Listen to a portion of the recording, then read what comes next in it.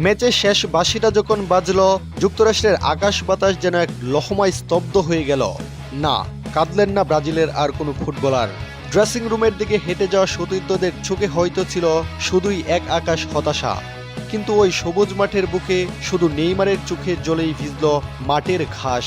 বিশ্বকাপ থেকে বিদায় নিয়ে ব্রাজিলের সর্বকালের সর্বোচ্চ গোলদাতা যেন হয়ে গেলেন এক অবুঝ শিশু।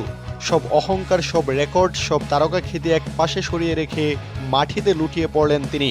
বুকের ভেতর জমানো সমস্ত কষ্ট আর স্বপ্নভঙ্গের বেদনা চোখের জল হয়ে ঝরে পড়তে লাগলো।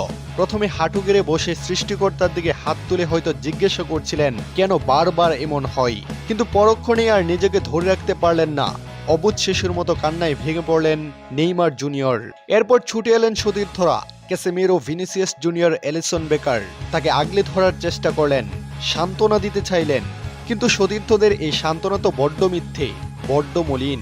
যে ট্রফিটার জন্য একটা মানুষ নিজের ক্যারিয়ারের সেরা সময়টা বিলিয়ে দিল, চুটের পর চুট সয়েও বারবার ফিরে এলো, সেই ট্রফিটা যখন চোখের সামনে দিয়ে হারিয়ে যায়, তখন পৃথিবীর কোনো সান্ত্বনাই কি আর সেই চোখের জল আটকে রাখতে পারে? ফুটবল অনেককে হয়তো ট্রফি দেয়, সবাইকে কিংবদন্তি বানায়, কিন্তু কিছু কান্না ট্রফির চেয়েও দামি হয়ে রয়। হ্যাঁ, হেক্সা মিশনের সেই ট্রাজিক হিরো। এই কান্না পরাজয়ের নয়, এই কান্না ফুটবলের প্রতি এক নিঃশর্ত ভালোবাসার।